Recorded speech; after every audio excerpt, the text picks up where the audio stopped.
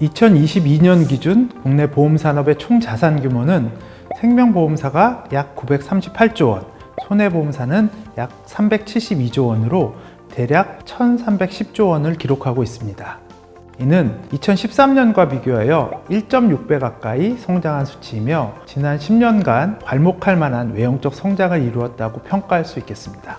그러나 겉으로 보이는 화려한 외형적 성장 뒤에 국내 보험산업은 이미 심각한 성장 둔화에 직면하고 있습니다.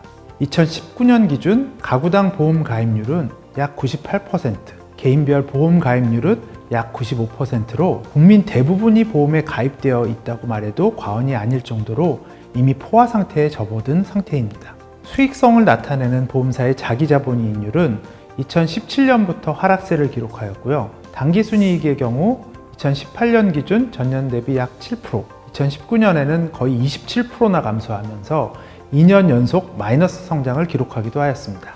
또한 보험사의 영업력과 성장성을 나타내는 지표인 초회 보험료 또한 2015년부터 2018년까지 4년 연속 감소세를 기록하였습니다.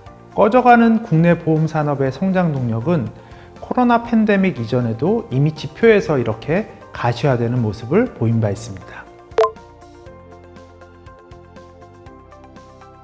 성장 정체에 빠져 뚜렷한 탈출구를 찾지 못하던 국내 보험 산업은 2020년 상당히 이례적인 상황을 맞이하게 되는데 바로 코로나 팬데믹입니다.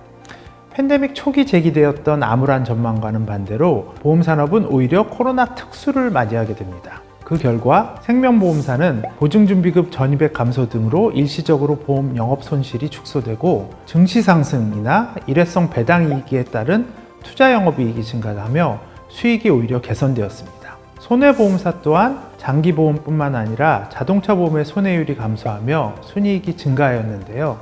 보험산업에 있어 코로나는 오히려 역설적이게도 가뭄의 단비와 같았다고 할 수 있겠습니다.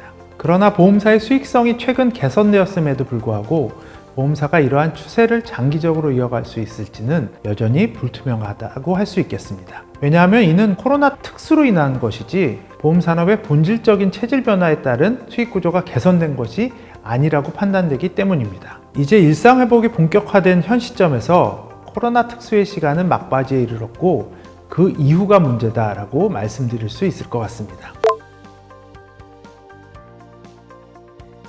국내 보험산업은 향후 위기를 충분히 예상할 수 있지만 쉽게 간과되는 위험 요인을 뜻하는 회색 코뿔소와 마주한 상황이라고 말씀드릴 수 있겠는데요.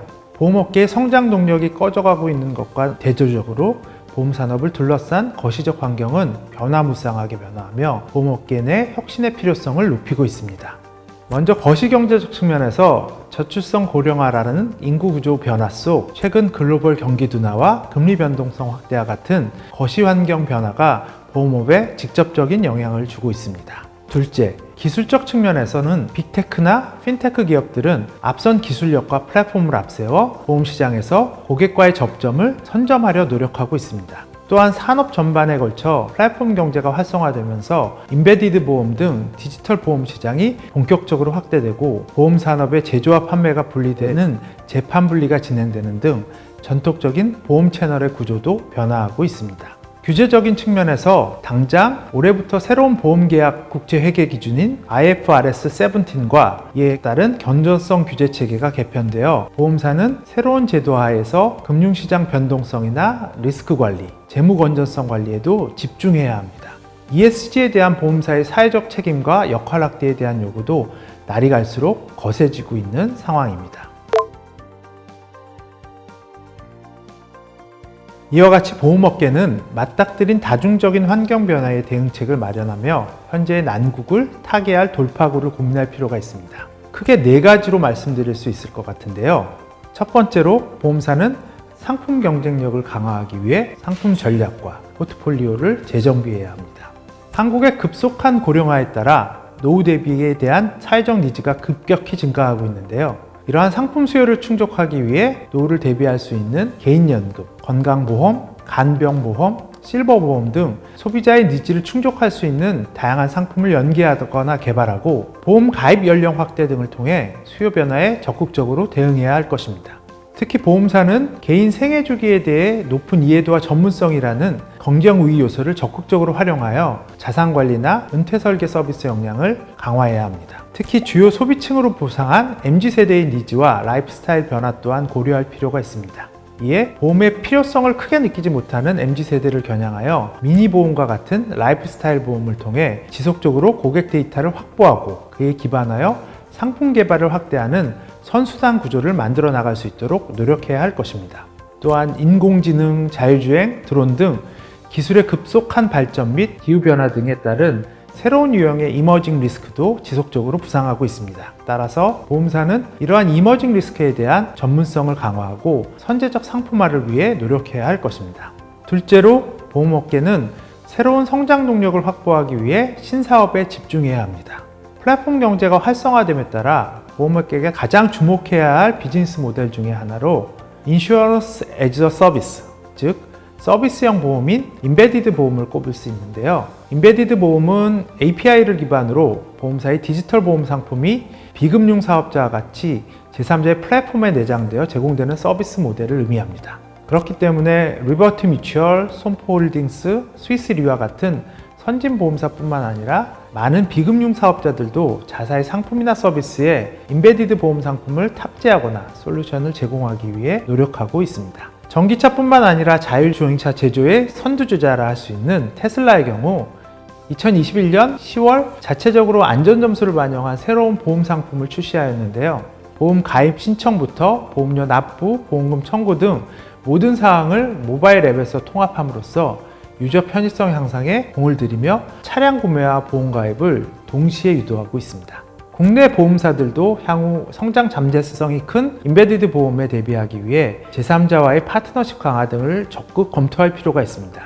보험사는 또한 헬스케어 서비스나 장기 요양 서비스와 같이 보험업과 연계되어 시너지를 낼 수 있는 이종 산업으로 밸류체인 확대를 검토할 수 있는데요. 장기적인 성장성을 확보하기 위해 경제성과 수익성, 사회적 책임이 균형을 이루는 지속 가능한 비즈니스 모델에 대한 깊은 고민이 선행돼야 할 필요가 있겠다 할 수 있겠습니다. 해당 사업 진출 시 보험사는 헬스케어의 사전 예방 서비스, 그리고 보험, 장기 요양의 사후 관리 서비스가 원스톱으로 연결되는 생활형 종합 건강관리 플랫폼을 지향하며 사업 모델 간 시너지를 극대화하기 위해 노력해야 할 것입니다. 셋째, 보험사는 리스크 관리를 강화하고 중장기 자산운용 전략을 재검토할 필요가 있습니다. 먼저 보험사는 유동성 리스크에 특히 주의를 기울일 필요가 있는데요. 2022년 12월 한 달간 보험사의 환매 조건부 채권 매도 규모는 약 33조 원이 넘었는데 이는 전년도 동기간 RP 매도액의 약 4배 수준이라 할 수 있겠습니다. 보험사의 이번 대규모 RP 매도는 저축성 보험과 퇴직연금의 대규모 만기 도래에 대비하기 위한 유동성 확보를 위한 것으로 분석됩니다. 그러나 이는 2022년 하반기 때와 같이 금융 여건이 악화되는 상황이 발생하면 보험사들이 유동성 확보에 어려움을 겪을 수 있다는 사실을 반증한다고 할 수 있겠습니다. 또한 최근 실리콘밸리 은행 파산 사태와 UBS의 크레딧 스위스 인수를 계기로 국내 보험사에게도 안정적인 자금 확보의 중요성이 더욱 커졌습니다. 그렇기 때문에 보험사는 고금리 상황이 장기화되는 상황에서 부동산 PF 대출 부실화 등과 같은 다양한 가능성을 상정하여 단기 유동성 관리를 강화할 필요가 있겠습니다. 무엇보다도 금리 변동성이 높아짐에 따라 자산 부채 통합 관리, ALM에 기반한 안정적인 자산 운용 기조가 중심이 되는 것이 가장 우선시되어야 합니다. 2023년부터 적용되는 IFRS 17 및 신지급 여력 제도에 따라 보험사는 궁극적으로 자본 손익의 변동성을 최소화하며 단기 손익보다는 유지일 관리나 계약 서비스 마진에 기반한 장기 손익 관리에 중점을 두는 가치 중심의 균형 있는 성장에 중점을 두어야 할 것입니다. 넷째, 채널 전략의 재정비가 필요합니다. 보험사는 고객들이 좀 더 쉽고 편리하게 보험 상품을 접할 수 있고 일관성 있는 고객 경험을 창출할 수 있는 옴니 채널을 지향하되 이에 대한 일환으로 비대면 기반의 보험 상품을 개발, 확대하는 데 적극 힘써야 할 것입니다. 특히 전속 보험 설계사, 자회사용 GA, 디지털 GA 등 다양한 채널 전략의 장단점을 고려하여 이를 자사 여건에 맞도록 다각화함으로써 채널 간 모집 효과와 시너지가 극대화되는 균형적인 채널 운영 방안을 지속적으로 모색해야 될 것으로 판단됩니다. 지금까지 보험산업의 당면한 과제와 대응 방향성을 살펴보았는데요. 국내 보험사들이 현재 어려운 상황을 극복하는 데 도움이 되기를 기대해 봅니다. 문의사항이 있으실 경우 함께 제공해드리는 보고서를 참고해 주시거나 삼성 KPMG로 연락 주시길 부탁드립니다. 감사합니다.